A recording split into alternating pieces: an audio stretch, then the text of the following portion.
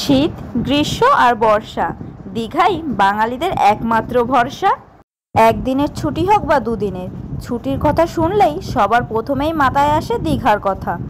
ভ্রমণপ্রিয় মানুষদের জন্য দীঘা কিন্তু সব থেকে সুন্দর জায়গা হয়ে দাঁড়িয়েছে।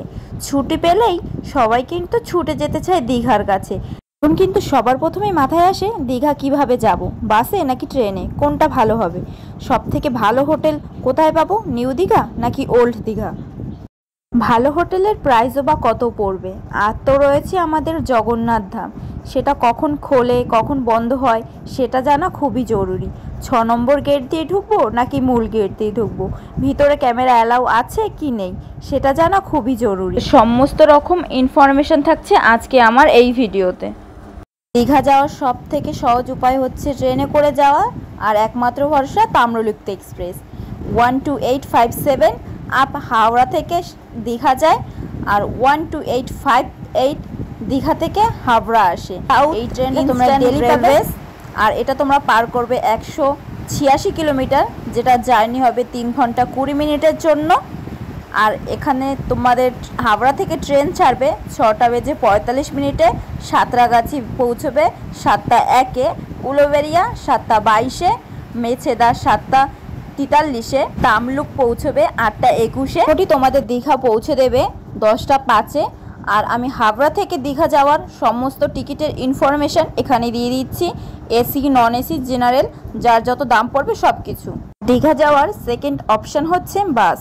তোমরা ধর্মতলা থেকেও বাস পেতে পারো আর হাবড়া থেকেও বাস পেতে পারো।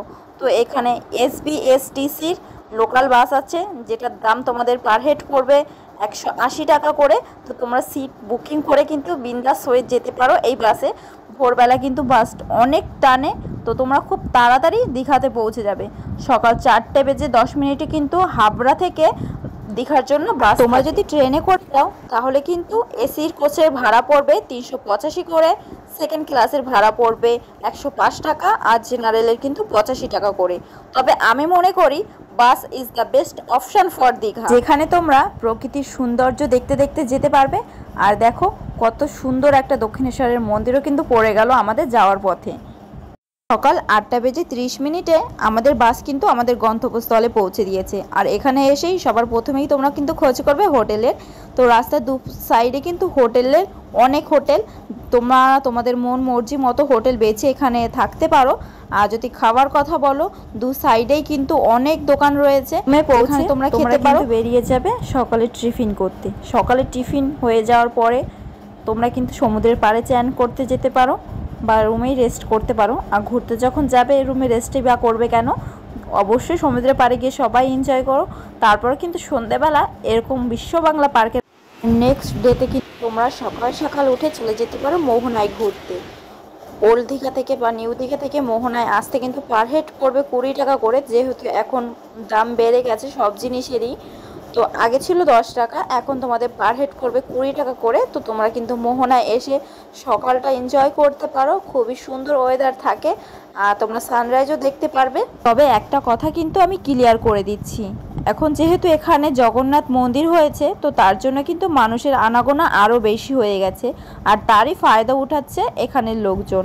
এখানে দোকান থেকে কিছু কেনো বা হোটেলের রুম ভাড়া বা গাড়ি ভাড়া হোক, সব কিছুরই কিন্তু রেট অনেকটাই বেড়ে গেছে। যেখানে 500 টাকায় তুমি হোটেলের পেয়ে যাবে, হোটেলের রুম পেয়ে যাবে, সেটা কিন্তু এখন তোমাদের 1500 টাকাও পড়ে যাচ্ছে। আর শুধুমাত্র নন এসির কথাই কিন্তু আমি এখন বলছি। আর এসি রুমের ভাড়া তো আকাশ ছুঁই ছুঁই। যে এসি রুম আমরা 1200 টাকায় পেয়ে যেতাম, সেই এসি রুমের ভাড়া কিন্তু 3000-4000 টাকাও পড়ে যাচ্ছে। আর যেগুলো সি বিচের কাছে সেটা তো 10,000 টাকাও নিয়ে নিচ্ছে এরা। আগে আমরা জানতাম দীঘা আমাদের সবার, তবে এখন ইদানিং যা শুরু হয়ে গেছে তাতে দীঘা শুধু সবার না, মধ্যবিত্ত ফ্যামিলিতে যারা বিলং করে তারা দীঘা আসা ভুলেই যাও। দীঘা এখন আসতে গেলে পকেটে কিন্তু মোটা মোটা টাকা নিয়ে আসতে হবে, না হলে দীঘা কিন্তু তোমরা সেরকমভাবে কিছুই এনজয় করতে পারবে না।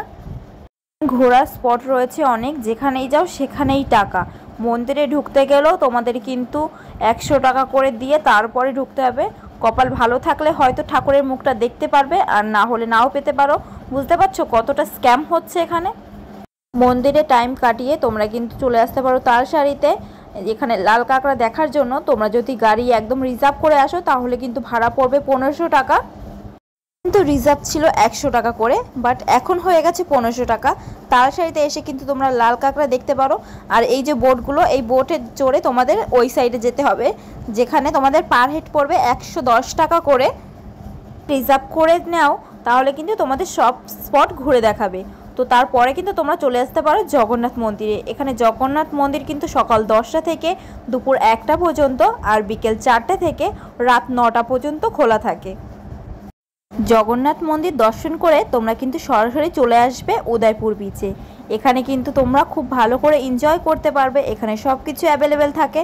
এখানে কিন্তু তোমরা সমুদ্রে বসে চানও করে নিতে পারো। এখানে যেমন দোকানে কাঁকড়া পাওয়া যায়, মাছ ভাজা পাওয়া যায়, যেমন যেটা চাও তেমন সেটা কিন্তু অর্ডার করে তোমরা নিতে পারো।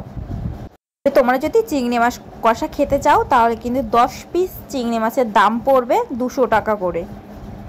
তোমরা যদি 2 রাত 3 দিনের প্যাকেজ নিয়ে এখানে আসো তাহলে কিন্তু তোমরা 3 ডেজে সকালবেলা কিন্তু তোমরা মোহনায় এসে টাইম স্পেন্ড করে নিতে পারো, কারণ তারপরেই তোমরা বাসে বা ট্রেনে করে আবারও বাড়ি ফিরে যেতে পারো। তো আজকের এই ইনফরমেশনের ভিডিওটা তোমাদের কেমন লাগলো অবশ্যই কমেন্ট করে জানিও। আর আরও এরকম ইনফরমেশন পেতে চাইলে অবশ্যই আমার চ্যানেলটাকে সাবস্ক্রাইব করে নিও আর আমার সঙ্গে থেকো। সবাইকে টাটা।